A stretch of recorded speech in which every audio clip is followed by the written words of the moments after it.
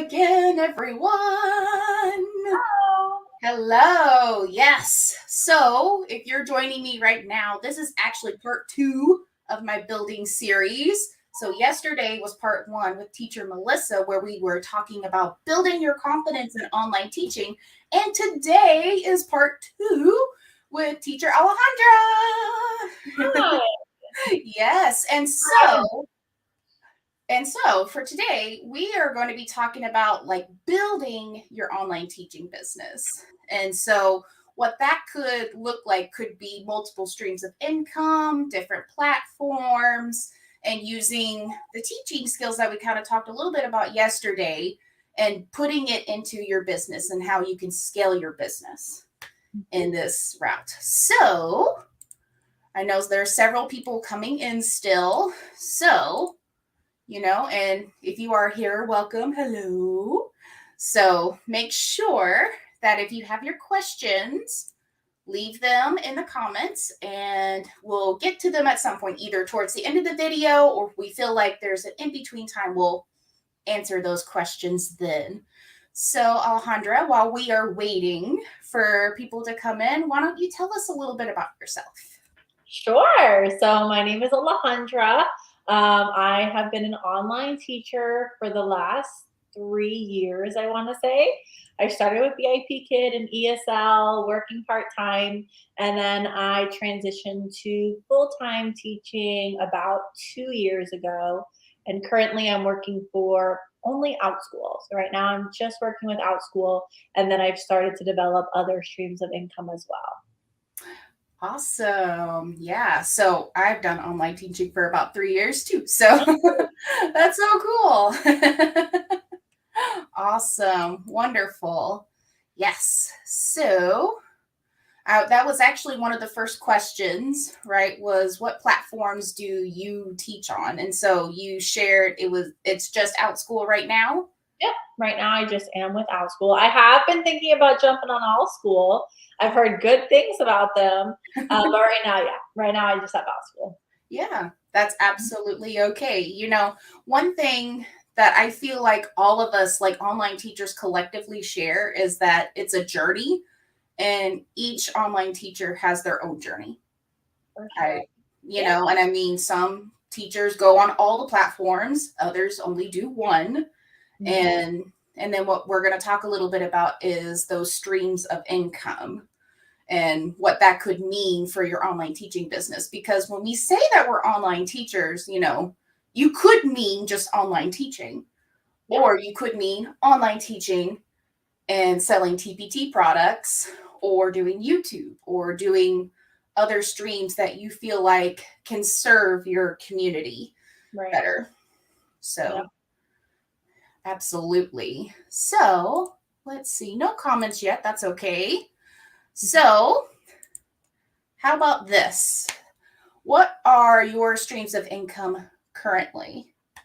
So I'll start with that. I know it's like a 2-part question I can see here. Yes. But I guess first we'll talk about that.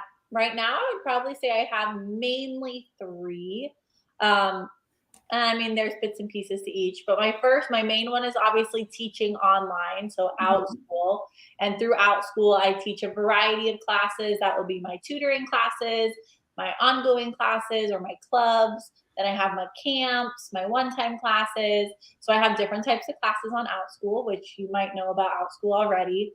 And that's probably my main stream of income.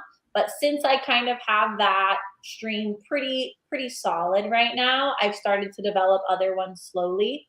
So another one I have is YouTube, which I also have a YouTube channel, which I'm sure she'll link down below for you guys. Yes. And I love creating YouTube videos. I first actually started to try and refer online teachers.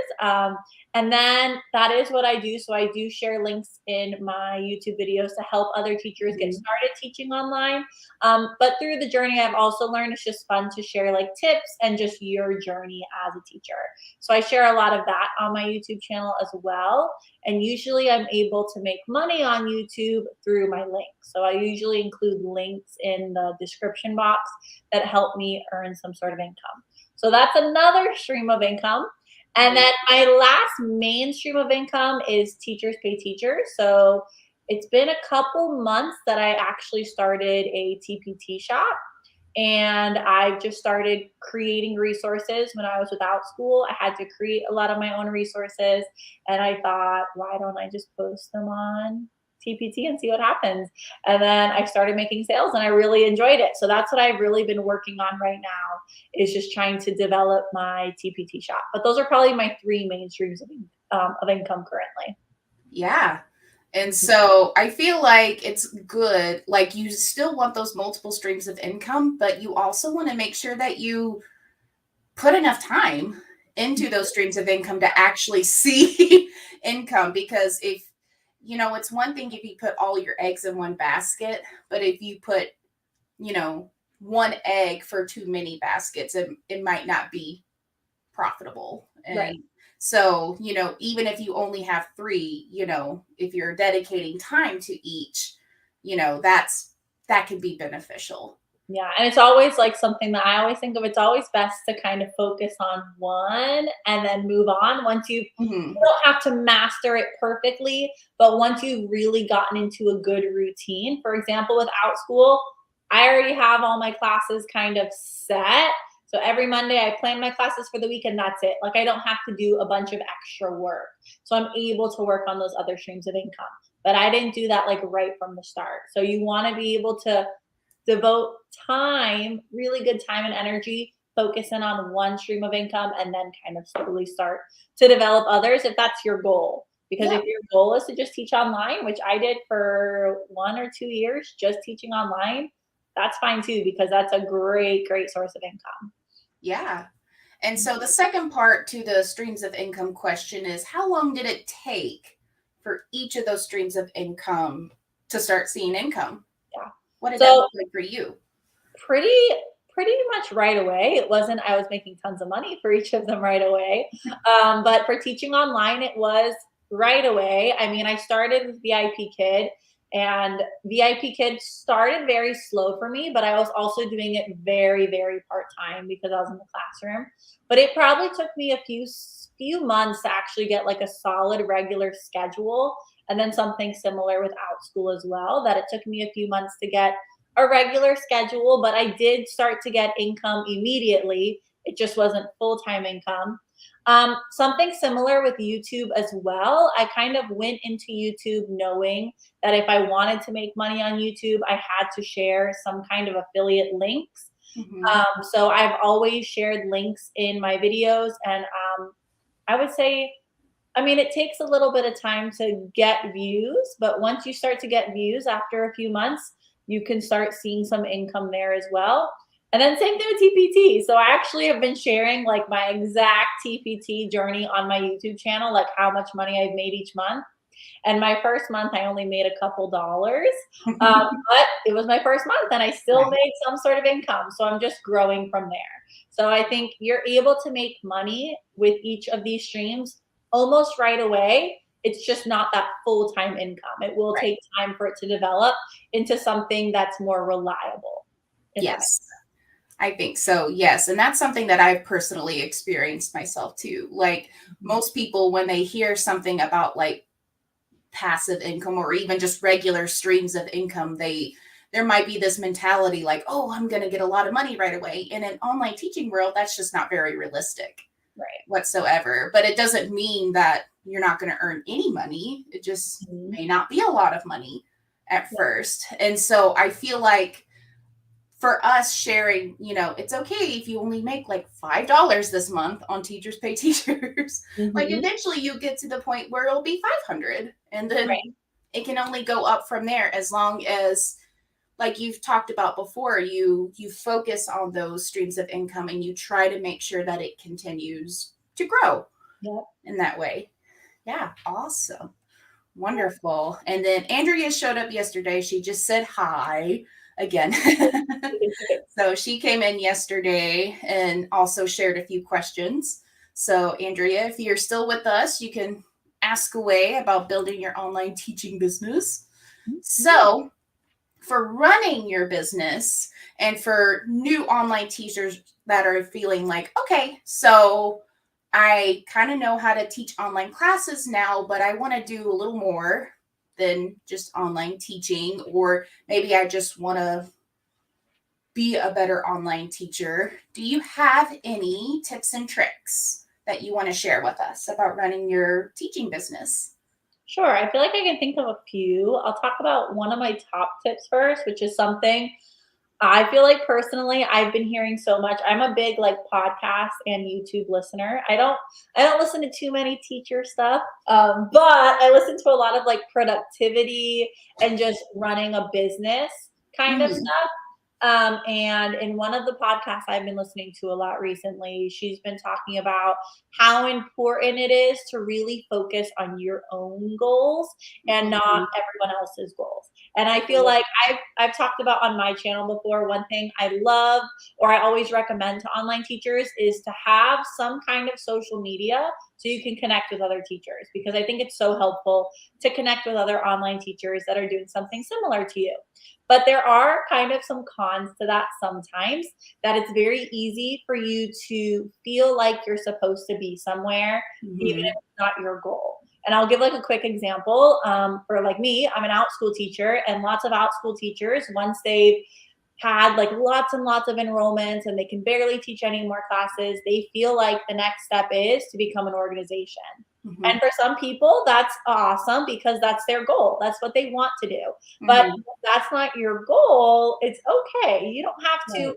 follow the path that you're supposed to follow. You can set whatever goals are really best for you and your business and your values. So I think that's like a really big one is if you want to build a teaching business, that's amazing. Like, I'm so excited for you. And I know there's so many other online teachers that would be there to support you and cheer you on. But Yes. don't do it for the wrong reason, and don't do it because you feel like you have to. Right. Something I to look back. I am extremely guilty for this, if we're being honest. Mhm. Because especially early on, when I officially left my full-time job into doing full-time online teaching, Mhm. like I was extremely guilty of being like, I don't feel like I'm at where I'm at. And it was just because I was looking at everyone else's goals and their accomplishments and what I was seeing on their end, when obviously I don't have the full picture of all Mhm. the other online teachers and their goals. I don't know what your behind the scenes stuff looks like, where you're over here like, "Oh no, what did I just do?" or, "I didn't reach my goal." So, like that is pretty much the best advice. Like to really set your own goals and Mhm. not anyone else's, because we can have rose colored glasses when we see other online teachers where it seems like their lives are all put together and they know exactly what they're doing. And you're over here like, how come I'm not like this online teacher doing X, Y, and Z?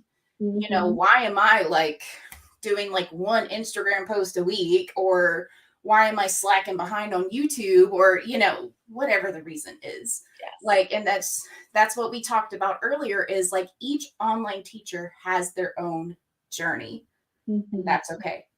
Yeah. And So you want it to be that way. You don't have to follow everyone else's path.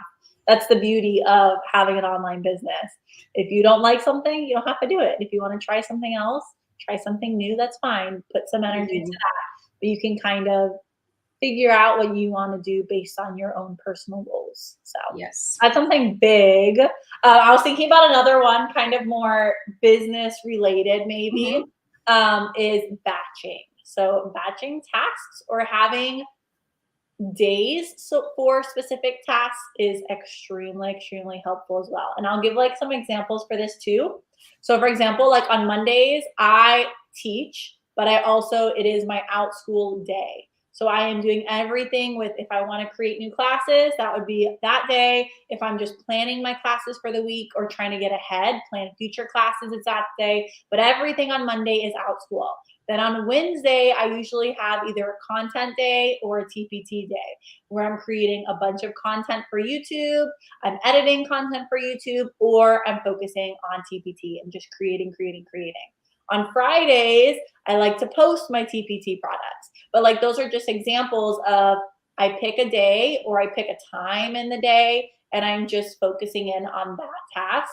And when you batch your tasks, it really helps your online business kind of run a little bit smoother, and you avoid kind of having a squirrel brain, because I kind of have a squirrel brain, or everything else looks shiny that you're not doing. So you're like, oh, maybe I should try that. Maybe I should try that. But it really helps you focus in on the task Yeah. that you want to get done. So that's a good one too, batching tasks. Exactly. No, I definitely have squirrel brain. Yeah. So Extremely. So yeah, I didn't even realize it was called batching, but I was doing batching. Like I do have my days where I just film YouTube. I Yeah. also have days where I just edit YouTube videos or I do certain videos. And then, and then I have days where if I do teachers pay teachers, it's that day or that hour, like to try not to overwhelm. I didn't even realize that's what I was doing. Yeah. But yes, that is true.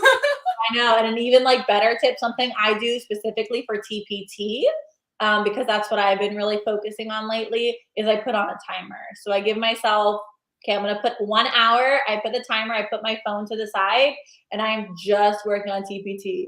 Like I'm not allowed to check my email. I'm not allowed to do anything else except TPT for 1 hour. Once the timer goes off, I can take like a little break, do something else, and then I'll like put on another timer. And that really helps me focus on my batching as well and try to get it done like in a in a good amount of time, not wasting tons of time. Yes, that's another thing. I know some of us may be like super pumped to like starting something. Maybe it is like a TPT store, or if you're writing curriculum. Sometimes, at least for me, sometimes I'll just work, and just like don't stop, like not even to like take a break to like get a drink or anything like that. And then it's to the point where it's like my husband's like, hey, are you okay? Like, do you need a break? Do you need a moment? And so that is excellent to have a timer that okay, this is the hour that I just do this. When that hour's done, I'm done with that. Move on to the next thing, or whatever that may look like. Yeah. So yes. And Andrea shared, something about, that's what she loves about online teaching. It's so much flexibility and doing what we think or feel that works best for us. So yes, what we talked a little earlier about, like it's your own journey. It's whatever works for you. And that is, that is online teaching, is the flexibility. And one thing I feel like we can all agree to for online teachers is when we say when we're a full-time online teacher, we're not, it's not, it's not like 8 to 5, hours or anything like that. And it's not strict like that 40 hours a week. What full-time online teaching for one teacher could look like a completely different set of hours for another. So, it's, if you do 40 hours, oh my gosh, that's a lot of teaching. Yeah. Like, more power to you. But at the same time, it's like, well, the idea is that you only teach like 10 hours a week, or maybe even 5 hours a week, and you do YouTube content, or, whatever that may look like for you. There's no right or wrong to do full-time online teaching. Yeah. I mean, and sometimes even full-time online teaching could look like you getting a part-time job and you still doing content and teaching. So that can also look like that. And that's the beauty, I think, of, like you said, online teaching is it can be a full-time, but it can also be like an amazing side hustle. Yes. If you love your job, and because I did online teaching when I was full-time in the classroom, and I honestly loved being in the classroom. And I did it part-time and I loved it. Like it worked out really well. So it's an amazing side hustle you can kind of build as well, just to get that extra income. Yes. And one thing was, there was a commenter that came on yesterday's live, sharing that she is a freshman in college and she was looking into online teaching. She's like, but I'm seeing companies like you already have to have like a teaching degree. And we're like, whoa, wait.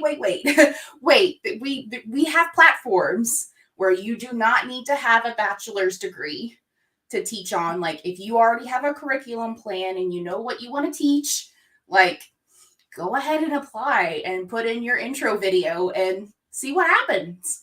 Yeah. So I also think that online teaching could be a great gig for college students. Oh, yeah. So if they have time, of course. I told Melissa yesterday, I was like, it could almost be like a mini practicum and you get paid for it. Yeah, no, I think it's really good. Honestly, I wish I would have, because I know Outschool's been around for a while. I just didn't find out about it till the pandemic. But I wish I would have known something like that when I was getting my degree in elementary education. I think that would have been amazing practice for students that want to go into education or don't, and they just want like a side job for college. So yeah, I think online teaching, there's just so many wonderful things, and I feel like there's so many good opportunities for people. So. Yes, Mhm. absolutely. So speaking of platforms, I know a lot of people come on my channel now to learn about Allschool, and I feel like you're one of the teachers that is really knowledgeable about Outschool. So why don't you share with us a little bit about Outschool? Okay, so Outschool, I mean, I don't know a lot about Allschool, but I believe it's very similar, where Outschool is like a marketplace where you as the teacher are hired for this marketplace, and then you're creating your own classes, you're listing them on Outschool, and then Outschool advertises your classes for you to try to get students. So you're basically teaching your own classes to students from around the world, which I think is pretty cool. And it's a part-time or full-time job, kind of like you've probably figured throughout our whole conversation so far. But like for me personally, there's a few different types of things I like to teach on Outschool, or there's different types of classes. And I don't know if it's the same for Allschool as well, where I teach like tutoring, one-on-one classes. I do a lot of like camps. I do like different clubs and one-time classes. And then Outschool takes a small portion, well, a medium-sized portion of your earnings and honestly, I say medium-sized, but it is pretty good, especially for everything they do.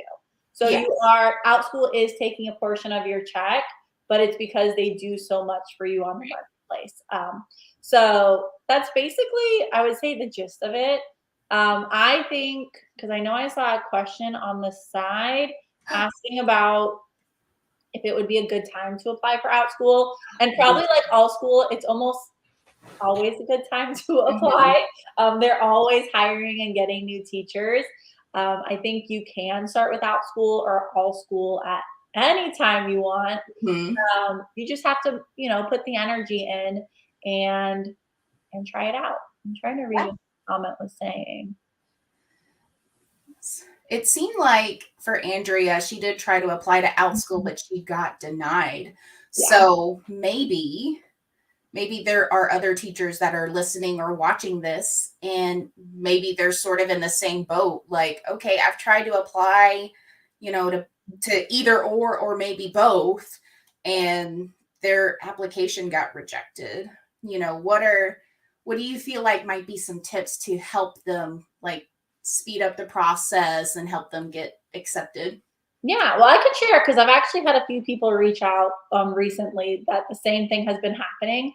And I can share a few things that I've definitely noticed in people's applications that have not been hired right away. And the only downside is Outschool doesn't tell us specifically what they're looking for, but I have noticed trends in good applications and not as good applications. So this is just tips. I can't tell you 100% what Outschool says since I don't hire teachers, but a few things I have noticed is for the written portion of the application, keep your passions in your application very clear. So like, for example, I was an elementary school teacher, and I love teaching like kindergarten. And I have experience teaching 4th grade, 5th grade. I have experience like customer service experience when I was in college. Like I have all of this other experience doing all these other things. But when I was writing out my application, I was focusing on my one passion, which was teaching kindergarten and elementary school. So everything I wrote about in that application really focused in on that passion.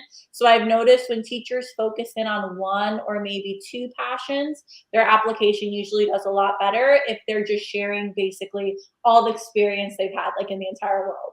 Outschool doesn't really care, just focus in on like things that are really relevant and that really show your passion. Another quick one I can think of too, because you do have like a video portion of the application as well, where you're recording like a demo lesson or a demo class. Um, do this very naturally, but try to include some sort of student interaction and show Outschool like your classroom management skills just a little bit. So I always recommend, like you would with a regular class, introduce yourself, go over the class rules or the class expectations, talk about what your lesson's gonna be, and then dive in. Just letting Outschool know you kind of know how to set up a good classroom learning environment. Those are probably my two biggest tips or things that I notice the most on Outschool applications that are a little bit iffy. But the good thing is too, if you want to go through the Outschool application process, there's teachers like myself that I share YouTube video content, and then there's other teachers that share YouTube content as well. And I recommend even just watching those people that are talking about the Outschool application and kind of learn from their tips too. Yeah. But it's definitely a good time to apply Yes. and get started. For sure. Yes. For both. I feel like the advice that you shared for Outschool can be the same for Allschool, because Allschool is pretty similar process. It just might be like just another platform with like a healthy competition, that sort of thing. But there is a lot of us that do Outschool and Allschool. So it's like not really a competition necessarily, because we're doing both. And you could even think too, they could be reaching different students from different parts of the world. Definitely. So it depends on, because I know for me, I mean, I haven't done Allschool, but for Outschool, most of my students are from the US. And then I've had a few students that are in like Asian countries, but it's very, very rare for me to get them, like Taiwan and stuff like that. But those are probably the biggest ones I've gotten.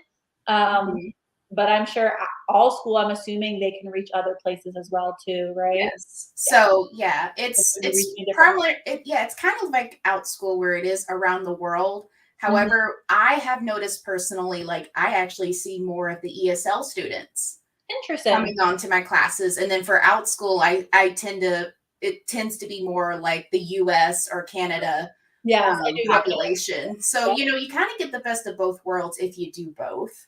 Right. So, but if you get into one and not the other, it's obviously your personal preference if you want to, try to pursue the other platform, or if you're just happy with whichever one. And I think it depends. I don't know. I wanted to like add something kind of really quick. It depends on what your goals are, because I know when I first started teaching online, I was doing it as a part-time job. And then when I decided that I wanted to try to do it full-time, that's when I had like another company. So for example, if your goal maybe is to eventually work online full-time, that could be something you do where you apply for Outschool and Allschool. Versus if you just want it to be a side job, I would really recommend just picking one and focusing in on that one, because you don't want to be doing too many things. True. Just like a side note, I wanted to throw in there. Yeah. So that's actually a great lead-in to the next question would be, how did you transition into full-time online teaching? Yeah, so I feel like I've talked a little bit about it actually, that I started part-time with the thinking that maybe one day I would do it full-time, but I wasn't 100% sure. But when I did part-time, I did actually have two companies, but I can't say it was a lot having two companies and then like teaching full-time. But what I did is I kind of jumped into it.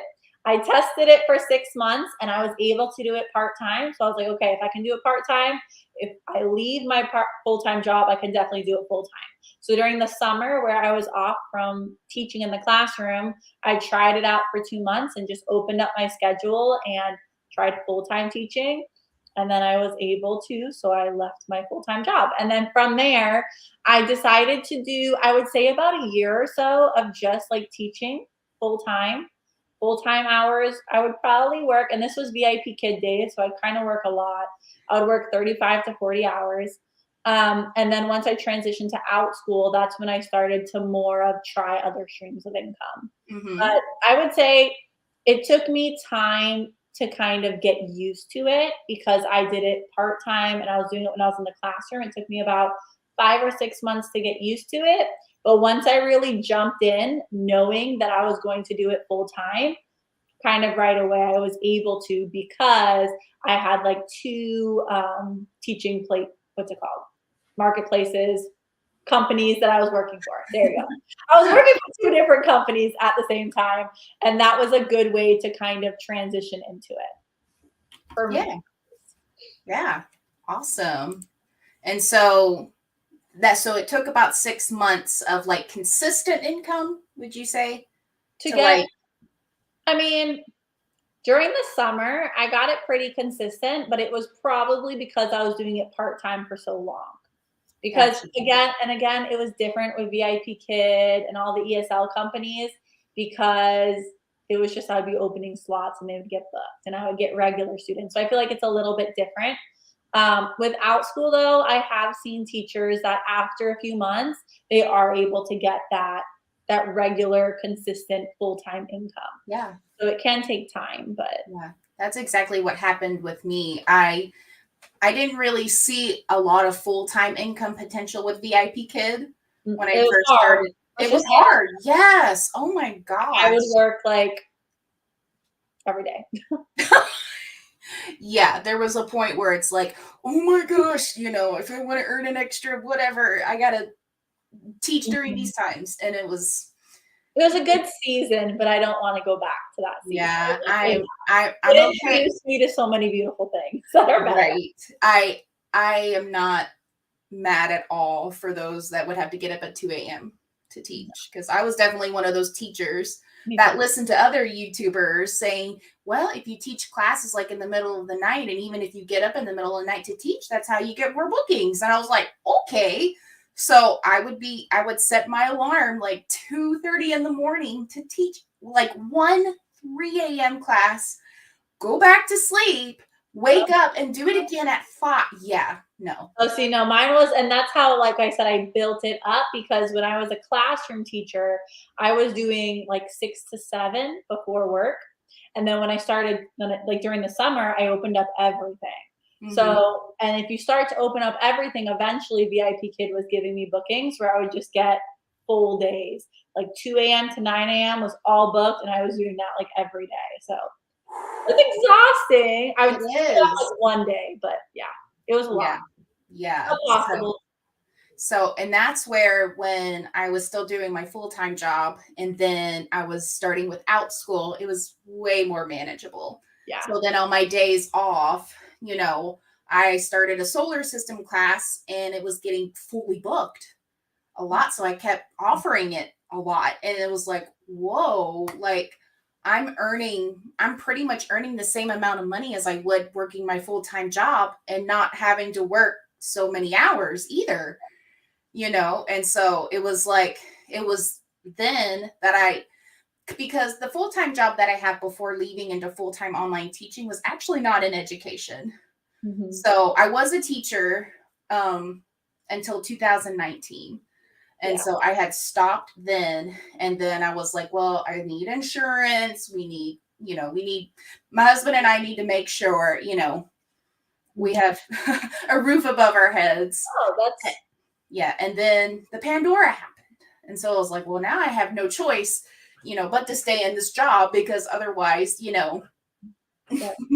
So, and that's when I started into Outschool, and I was actually able to like take like a week off every month at this job that I was at. Like I just accumulated so much. so much Yeah. time, working at my other job, that it's like I could take a week or two off and just see how I do on Outschool. Mhm. And you would be surprised. So it was like paid time off Right. from this job, and I was getting paid teaching on Outschool. And it was like, oh my gosh, I just doubled my income. Yeah. Like, geez. And that's how I was like talking with my husband, like, okay, I think if we keep it up with this trend, should be able to do this full time. And so that's what happened.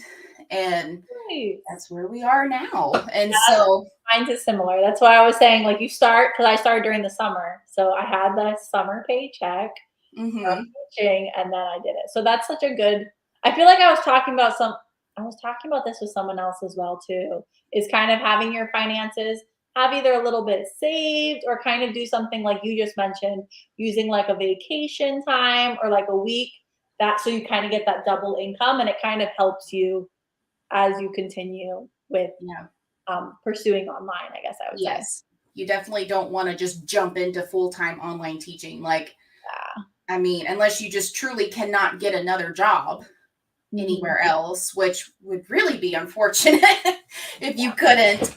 But, you know, like, it's wise to do it part-time first and then grow into it. So, and seeing if you can do it full-time. And if you realize you try to do it full-time and it just doesn't work in your favor, then that's okay too. You know, it's a great side gig, you know, and you'll still get money to pay off debt or maybe save up for a vacation, you know. Yeah. And I still know teachers that some teachers love being in the classroom, or some teachers like their 9 to 5 because it has the benefits that provide for their family, whether it's healthcare or something. So it's completely okay to stay with whatever job you want. But I think there are, especially if you have a background in education, there's so many great opportunities for good like side hustles or ways to develop more income as a teacher, and kind of with the experience you have. Yeah, definitely, for sure. So got a couple of people that came in and saying hello. So hello. And then Andrea, I guess Andrea, there was another college student, and then I guess Andrea is also in college, and saying that from her personal experience, teaching online while in college has been great. So I'm so glad to hear that you're in college and that online teaching has been helpful for you. Awesome.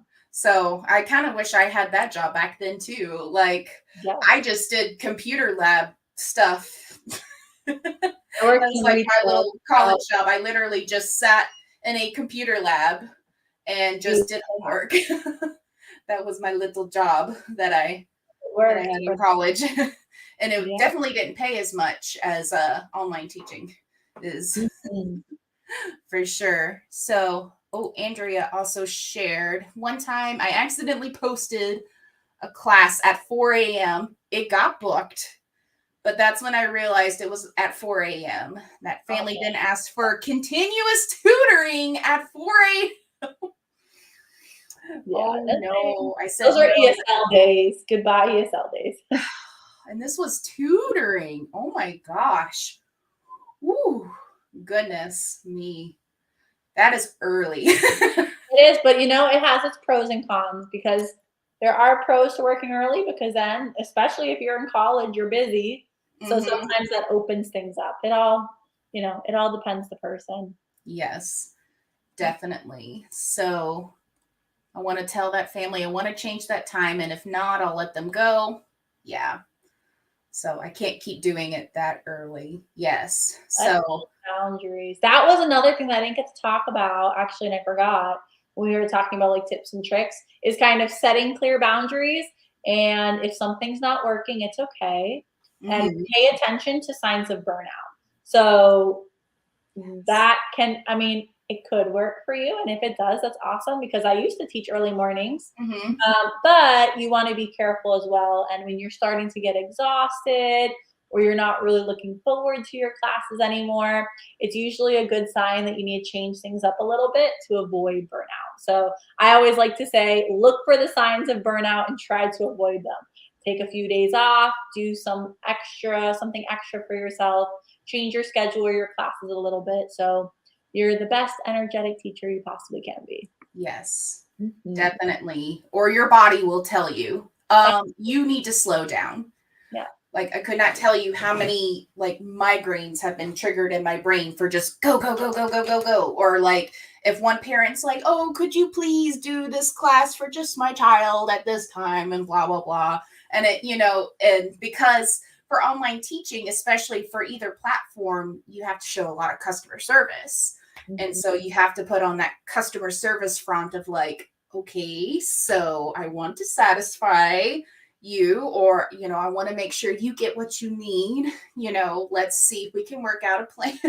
And that can be hard because we want to be able to please our clientele, or sometimes we get over our heads and think we have to please everyone. But yes, if you have a hard line of like, okay, I cannot teach during this time, like these are the hours that I teach, and if that doesn't work out, then maybe you can find another teacher that can help serve you. That's also another way to just be a good teacher is, or being the best teacher is realizing like, I may not be able to help this family out, and that's okay. So, but yes, for sure. Like, understand those signs of burnout or your body will do it for you. And usually like, it's too late, so you kind of want to avoid it. Yeah, don't be like me. I'm still working on that. I've done it before. Oh yeah, I think we've all experienced. Yes. And you realize it's too late. But yes. So if you're new, So if you're new to online teaching, please take our advice. all of it, but like definitely, when you start seeing the signs of burnout and knowing and setting those clear boundaries. So please do that. So important. So well said. Yes, Andrea, thank you. So it may be hard to have to reject requests, but I'm definitely keeping up with your ladies' advice. Yes. Good. Yes, as you should. Yeah, excellent. Yes. So many good questions from Andrea. Wonderful. Yeah. So I don't want to keep anyone else too long, so we might stay just a few more minutes just to see if there's any last minute questions.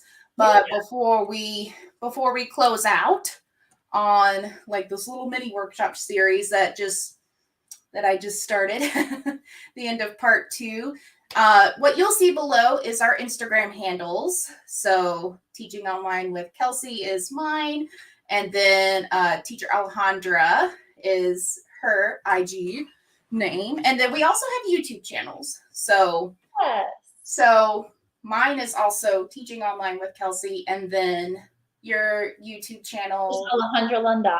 Yeah. So awesome. Very good.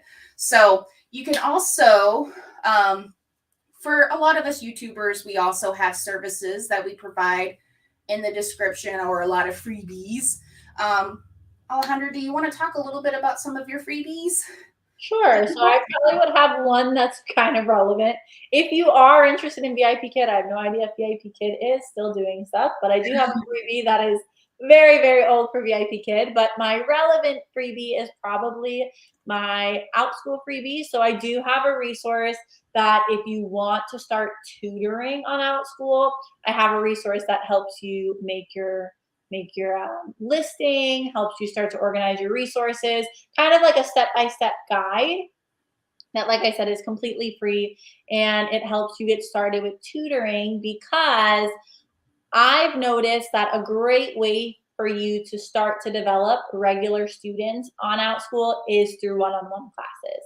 So tutoring online through Outschool or Allschool, for example, is a great way to start to build rapport with students and start to get money a little bit quicker, I would say, because you're able to charge a little bit more since it's one-on-one and you only need a few students. So I love to recommend tutoring to others right away. So that is a great resource. And the good thing is, with that resource is connected a YouTube video that I have that literally I walk you step by step on how to do it on Outschool. Everything, description, thumbnail, everything is like step by step by step. So really, really good free resources that I'll send to Kelsey so she can link it down below later for you guys. Yeah. Excellent. So that's awesome that you have a guide for Outschool. And then some of you that subscribe to my channel probably already know my free Allschool guide that I have. A lot of teachers that apply to Allschool are like brand new to online teaching. Like they may have heard of Outschool, but they're not really sure, or maybe they got rejected and they're like, well, let me just try Allschool out. So those are some similar tips there on just how to get started, how to apply, how to do your demo video, and just class ideas on like how to get started. Yeah. So that's also going to be in the description as well. So let's see. Oh, let's see. Andrea said, my daughter will probably take a class with you in the near future. If and when her Chromebook is able to access, ClassPod. So CP, Alejandra, that means ClassPod. So that's the little platform that Allschool uses for like classes. Oh, so, nice. Is it like Zoom or no? Yes. Yes, it's exactly like, well, not exactly like Zoom, because there are features you can do on ClassPod that you can't necessarily do on Zoom. So like they actually have a similar like star feature that you could do like similar like VIP Kid. But there's also like a timer. You could draw on the board, and then there's also like they're starting to roll out where you can write your own interactive curriculum. So like little drag and drop features.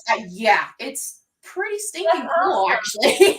Yeah, so I'm pleading with Allschool to keep Zoom. Yeah, that seems to be a concern with like the Allschool population, is that a lot of them are really nervous to try out ClassPod because it's a relatively new platform to try out. And so I get the fears and the nervousness and maybe even the frustrations of ClassPod. I get that. So, but as we kind of talked a little bit about yesterday, it's like, you don't know unless you try it out. So the worst thing that could happen would be technical difficulties, which I feel like is pretty common for online teaching anyways, is if a problem does arise, it's usually because of technical reasons. Like even on Zoom, like I kid you not, I have a story time, everyone.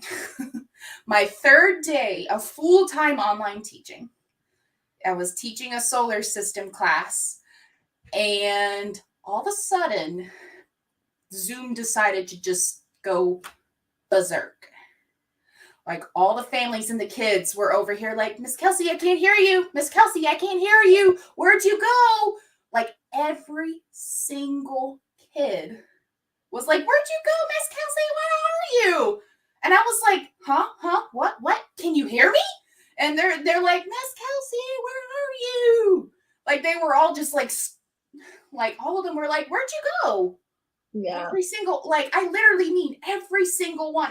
It's just like, what is happening? And so, like, I tried to close out of the meeting. I tried to restart Zoom, and like the same thing was still happening even after an update. And I was like, what is going on? And I felt so bad because it was like, I'm so sorry that this happened. It was 20 minutes into the class starting, and I just had to say, okay, we're going to reschedule to another day. I will transfer you to that. And if you're not able to make that, I'd be happy to give you a refund, So like, it's at that point, you're just like, oh, goodness me. It happens. It's happened to me before too. And that's like a side note, kind of something that I love about Outschool. I'm going to get Allschool and Outschool complete. We all do. I don't know if Allschool does this, but I know Outschool does. Like if you do have technical difficulties and things like that, and you communicate with Outschool, they will refund the parents for you. So those are some of the pluses of having like a marketplace, is they do a lot of things for you when there are technical difficulties or when there are parent issues. But yeah, that happened to me actually, something very similar, but I was sharing something on my screen, and once I stopped sharing what was on my screen, so I was back to my students, I couldn't see my students anymore. My students couldn't see me. And I left, came back, it did not fix. I have no idea what happened, but it was something on Zoom that must have glitched. So it happens, but we do the best we can. Yes. Communicate with parents. Yes. And thankfully there is like a support tab on the ClassPod app too. And they actually let you rate the class. Like after you close out of ClassPod. Yeah, they'll actually say like, how did the class go? And it's like smiley faces. So like a good or an okay or like not okay. And so if you do like okay or not okay, like they'll tell you, okay, so what could we do better? So, so it's like, okay, cool, so, and I wish they would also like leave a comment box for like it went good. So that way they know specifically what went good. But, I digress. It's okay. They'll figure it out if it's recorded, True. Yeah. And Andrea says, thank you. Mm-hmm. So, yes. And I just want to say again, thank you for coming for the thanks for having me. It was fun. Yes. So fun. I'm so glad. Yes. And also, for those of you that may be listening on YouTube, this is also going to be available in podcast form. So it'll be on Apple Podcasts, but also on an app called Anchor. And Anchor is where you are able to make podcasts like super easy and like record on it. And that's where you can find other people's podcasts as well. So either or, that's how you can also listen to this in podcast form if you would prefer to listen rather than watch. That's also okay. I like to provide multiple resources of everyone learning. So yes, thank you all again for coming in. And so if you do have questions, still send those in. We could probably do another live at another time. Yeah, I'd love to. Yeah. All righty. So thanks for all that was tuning in. All right. All right. See you later. Yeah. Bye. Bye. Bye.